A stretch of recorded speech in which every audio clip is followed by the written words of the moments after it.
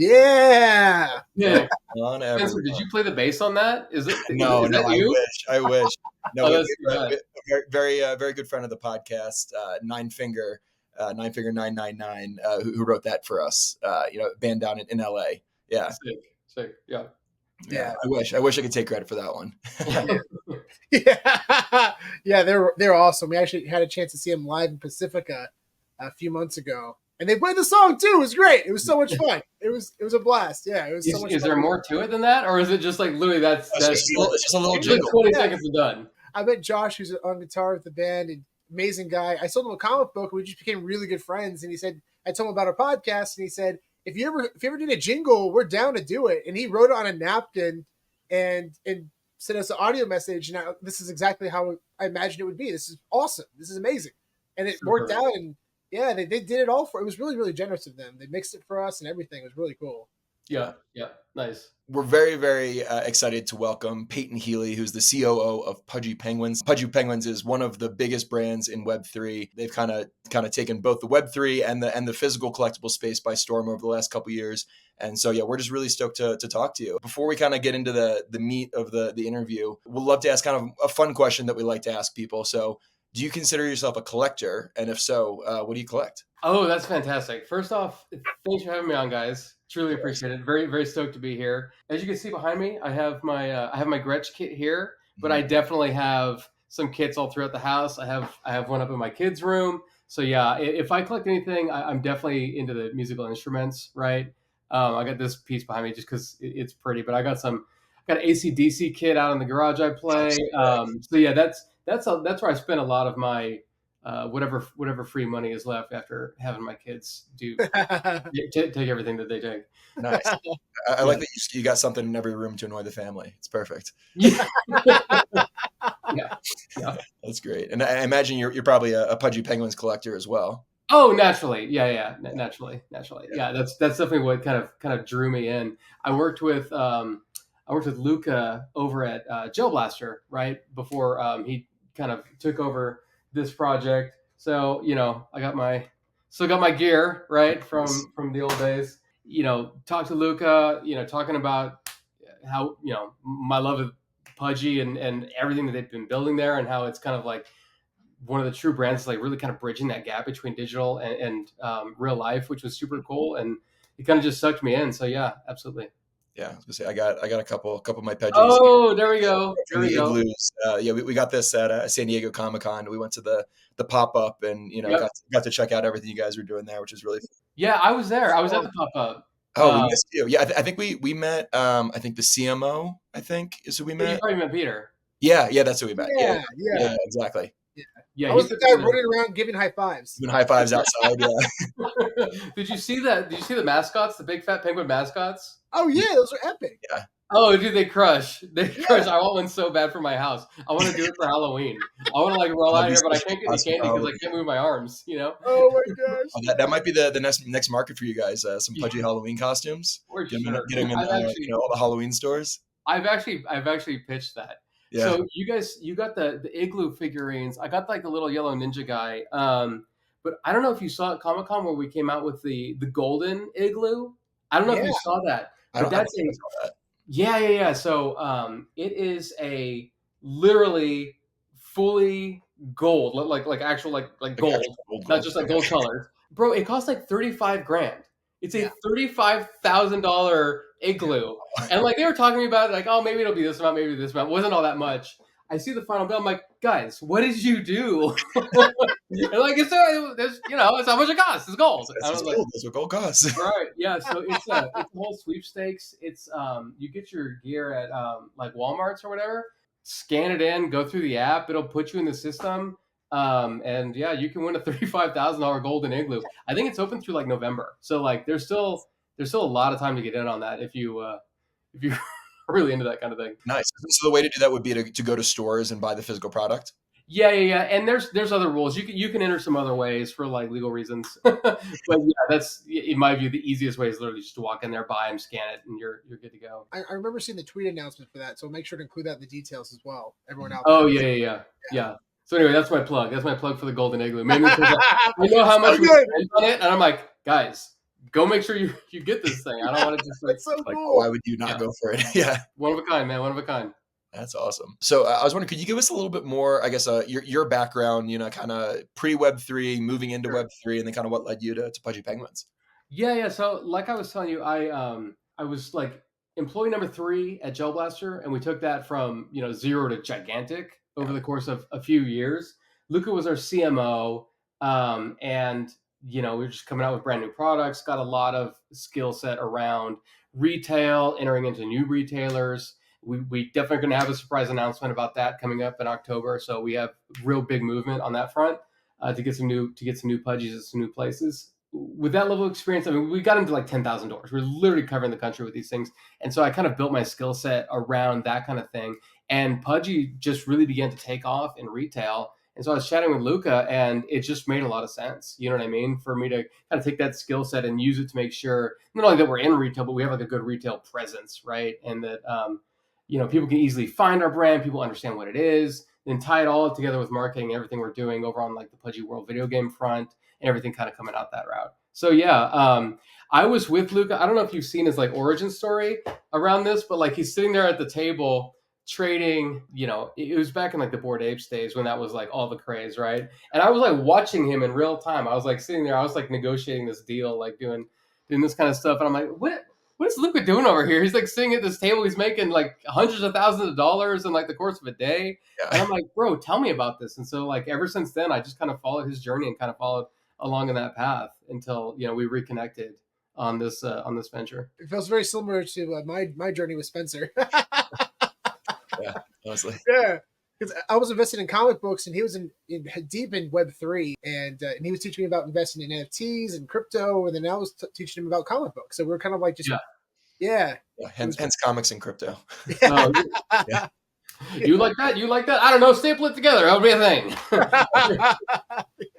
It's so perfect. That's so perfect. So taking a step back, for those who may not be familiar with Pudgy Penguins, could you give us a brief overview of the brand and how it started? Yeah. So it was originally a project that that Luca really wasn't involved in yet, but they launched these 8,888 penguins, the most adorable penguins on the web. So that's fantastic. Great place to start, right? And they kind of built that up, and Luca saw an opportunity to just make this really the Web3 brand, by marrying kind of our physical, our real world stuff, Pax and Polly, everything we do on Instagram. I love all the social media content, especially on Instagram, like all the cute little comics. Like anytime I see one of those, I'm like, I gotta read it. Dude, I'm so old. I see those comics, or I the comics, and I see the Instagram stuff, and I was like, it's like when I try to explain to people, I was like, it's like Mad About You, but for penguins. And they're like, how old are you, dude? I'm like, I'm 45. Shut up. Like that's what I remember. I'm from the 90s. Whatever. But anyway, like those penguins like remind me of that. So yeah, Pudgy Penguins as a brand, it's all about kindness. It's all about kind of building this Web3 community and really togetherness.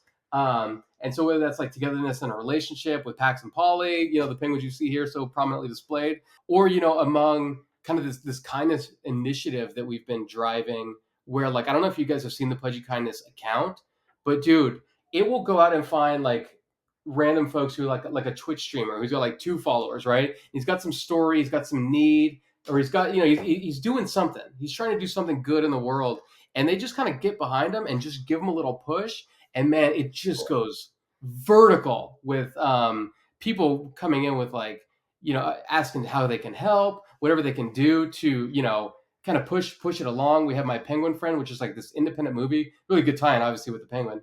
But anyway, that dude was he made this movie about this penguin who's like finding his long lost fisherman, real true story. We gave that a boost, and bro, the actual like Google account on TikTok, like whoever runs that, he's like, I'm in. And I'm like, whoa, that's when when like the internet is talking back to you. That's when you've made it, right? Yeah. I don't think Google's ever talked to me before. So just trying to like, and that's why collectibles and the community, it all ties in together, right? So like people who enjoy collecting things, like studies show that if you have a hobby, it keeps your brain engaged. It people live longer when they're into this kind of stuff, right? Because it helps them find like human connection. So it's not like just like the thing, like it's cool to have the thing, but the reason you have the thing is because other people are into the thing with you, right? And you get to share your enjoyment, right? So collectibles, community, all of that tied together, coming out with real world product that makes it accessible for like kids to get into it when they go into a Walmart, right? But it keeps trailing up, and we get that content for people who are like in their 20s, 30s, good God, even 40, whatever. We just want to bring all of that together in a positive way, and kind of show people the Web3 can also be a positive thing. Like crypto can be a good thing, right? It can be crypto for good, not just how it gets portrayed, right? So that's kind of the goal, is just to make people see what really can be achieved. And so like my small piece in that is like, how can I make sure that we have a good presence where people touch our physical products and really get into it, right? So that's my goal. So that's what I'm here to do, guys. The expansions to Walmart and Target, it's been exciting to go to these places and see in the shops. And I can imagine what it's like for the NFT holders, to see that the brand that they're involved in. That's so cool. That's fun. Right. That's right. Yeah, and some of these are actually licensed from holders, right? Like some of these penguins actually, like, they're licensed from the actual holder, so we make one of those in real life. Yeah. So it's a full kind of circle thing. Yeah. That's amazing. So that's a good transition to the next question. Very few PFP projects have weathered the bear market in the way that Pudgy Penguins has. And what do you think has been some of the biggest keys for success for Pudgy Penguins to stay relevant? Even when the excitement for NFTs kind of died down a little bit. Yes, that's definitely true. And I think it's a few things. Like, one is definitely, not to like kind of repeat myself, but like truly the community that we foster, it's not, we're not just throwing words at people, right? Like, it actually is a community. We actually have these events. We actually have people that are connected together, right? And so that keeps people together in the bull and the bear, right? So when it's a bull, people are enjoying it. When it's a bear, we're staying together in our huddle, so to speak. Those are penguins. But anyway, I think that's a large part of it, and that they see our vision, right? We're not resting on our laurels. We have somewhere we're trying to go, and they can see us taking those steps every day to get there. That's why I'm really, really on the fence about telling you guys like about what's coming up in our October launch, but I'll save it for the comms, guys. I don't want to step on them. So we have a history of people leaking alpha on this channel, so you wouldn't be the first. Don't feel it's not your fault. But that's why. It's because we huddle together and we have a plan, and we're engaging on the plan. Yeah, I mean, it's been incredible to see. You guys just like, I don't know. I feel like some of these other brands have really dropped off, and you guys have just stayed so relevant, and it's been exciting to see that. And especially like we go to Comic-Con pretty much every year, both New York and San Diego, sometimes LA, and just seeing your guys' presence there has been awesome, and seeing like things like little kids walking around con with like a Pudgy Penguin backpack on, and like not even knowing what an NFT or what Web3 is, and they just connect to the character, to the brand, and being able to see like that. That's when you start to see like Web3 brands like really start to hit the mainstream. It's like when you're able to make that crossover where it's like you're able to be like identified independent of your Web3 components. No, I love that activation we did over there at Comic-Con. It was like with the physical Igloo, and they're so cool. The windows, the digital windows, so cool. Mochi donuts were delicious. Oh my gosh, the mochi were so good, and that was a last minute thing. That was totally a last minute thing. Wow, we had some other issue with the food vendor. And, our guy Kevin, he's like, I got family out here. They make donuts. And I was like, what? And he's like, just trust me. So like, they just brought him in by the truckload, but those things were fantastic. Wow. Yeah. Those were good. And man, what you're saying about like the kids walking around with the backpacks and stuff, what crushes this is like the Giphies. My daughter like doesn't, obviously she's like 9, so she doesn't understand. Well, she's 10 now. Just as like a week ago, and she's online. She's like looking up soccer. She plays soccer. She's looking up a GIF, and literally she's like, "Hey, Daddy, there's a Pudgy Penguin. Oh, and there's a Pudgy Penguin, and there's one." And she just kept rolling. It's like bang, bang, bang, bang, bang. The team that puts those together, dude, they are wild. There's like 30 billion views we have of these things. It's insane. Wow. Yeah, like with the B, it's so big my brain can't even like contemplate it. I don't know how many. I know that's like. What is that, like 5 times the population of the Earth? Like 5 times? That seems impossible. That is such a smart strategy for a brand to like get themselves out there, like get themselves like into the Giphy library, like high up. Like that's so smart. Yeah.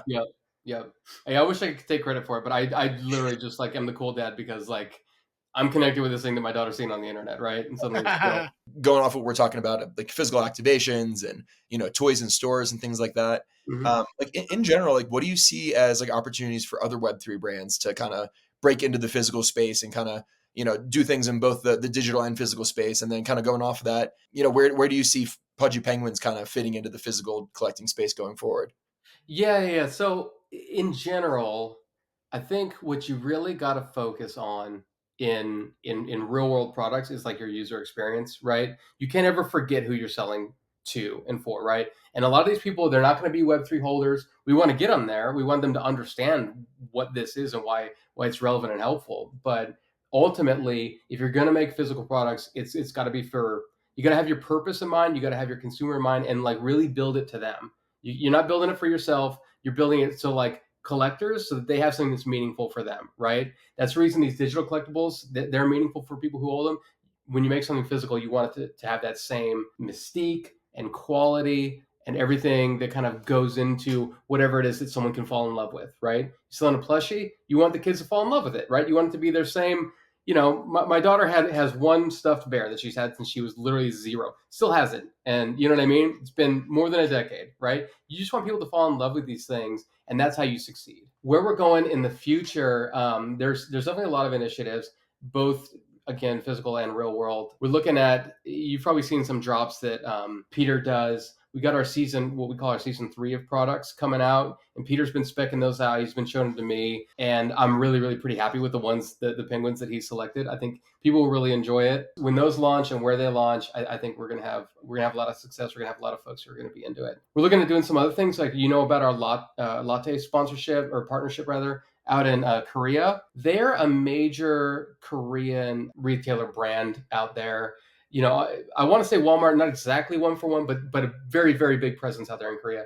Anyway, we've been working jointly with them on this project that's coming out, and that thing is going to be just hyper adorable. You know how they can do that in Korea? But like, you look at this, like, man, that is like a hug as if it came to life. Like, how is something that cute, right? Like, level so 12 anyway, yeah. That's gonna be like kind of little, almost like a box that opens up with some special characters, super limited, and obviously difficulty because it's far across the world. But yeah, that's a super cool partnership. We got a Bear Brick coming up. Oh, cool. That's sick. Yeah. I think I that's the one I was like, do I say this or do not say this? Yeah. Listen, if I'm under NDA about that, I might bring you guys after the chat and be like, let's pull that one back. Yeah, let us know. We can take it out. Yeah. No, it's all good. But yeah, no, I've seen the final designs on that. Super cool how they kind of worked with the ears around what we're doing. I think you guys will be into it. It's super cool. It's really fun to go to Comic-Con and see the Bear Brook. Like, it feels like an exhibit, but it's a store. But man, they make it feel like it's a museum. It's like a really high quality museum. It would have been to Designer Con. I think that's where it was last time, about a year or two ago. Nice. Everyone's wearing white gloves. Inside the museum. Yeah, those are awesome. Are you guys gonna touch me? What's up with the gloves? It's weird. Yeah, well, so I guess for anybody who is not currently involved in the Pudgy Penguins community, I know there's a few different levels and different ways to get involved. So maybe kind of walk us through. Obviously buying a Pudgy Penguin is a pretty expensive investment, but there are some other ways to get involved in the community as well. So yeah, we'd love to kind of get a walkthrough of what are those different areas to enter. Yeah. So obviously getting one of the big pudgies, as we call them. Yeah, that's obviously that's jumping all the way in the pool, man. And trust me, the water's warm, so like don't hesitate. But you got your Lil Pudgies as well. And there's like 22,000 plus of those. That's definitely an easier NFT to pick up. And barring that, obviously we have a very engaged online community. Obviously we have a lot of discussions just online on Twitter and the like. So you can feel free to like jump in there and kind of engage with our folks. We have events, we have activations. We do those all throughout the country. Luca does talks, and you can obviously meet him. He's super, super approachable, even though he's like 6'4". I don't know like what that dude's eating, but he's bigger and bigger. I swear to God, I'm like, How are you taller than you were last time? Are you still growing, Luca? You got to be like done at some point. But yeah, man, just find us online, find us in real life. We're super friendly people. Definitely down to talk. In terms of getting involved in the, kind of dipping your toes in a little bit. If you go to your Walmart or wherever and you buy them, there's the birth certificates for each of these like pudgies that's there. You scan that, and you can begin to create your own Pudgy Penguin. You get attributes for him specialized to your penguin, and that will tie into our Pudgy World video game, where you'll be able to walk around and again kind of foster community, talking with other penguins that are there, and you'll be able to like have on what you own. You know what I mean? And so you can begin to experience that sense of like, I've collected something, I've gotten something, and I'm talking with these folks that are also in the community. No barrier to entry other than just like jumping on and having fun, you know? So Pudgy World is set to launch. I've been playing the alpha. It's a lot of fun, super, super sticky. You know, sometimes I'm playing it when I shouldn't be. So like, that's a good sign. It was like making me distracted from doing my work. Like that's what I want. So yeah, that's another great place where you can jump in and just like literally get right into it.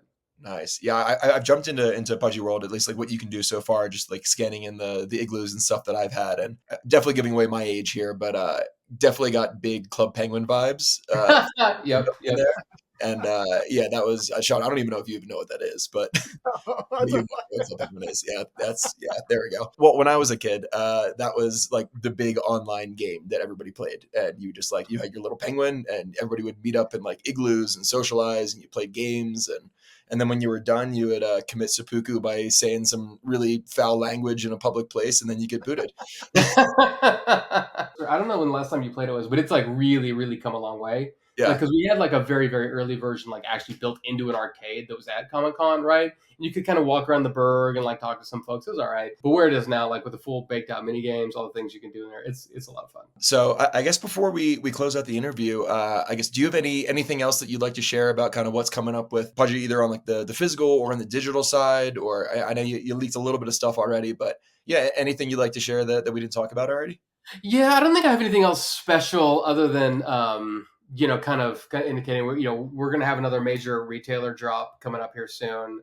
That's going to be super cool. Watch out for the comms around that. We got our arcade games and crane machines that are kind of getting dropped around in certain locations. I think there's one at Castle Park out in California. Sean, that's probably too far of a drive to come down from the Bay Area to play a video game, but it's a lot of fun. I set the record on Miss Pac-Man back in the 90s.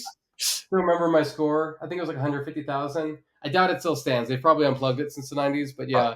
I love Castle Park back in the day, man.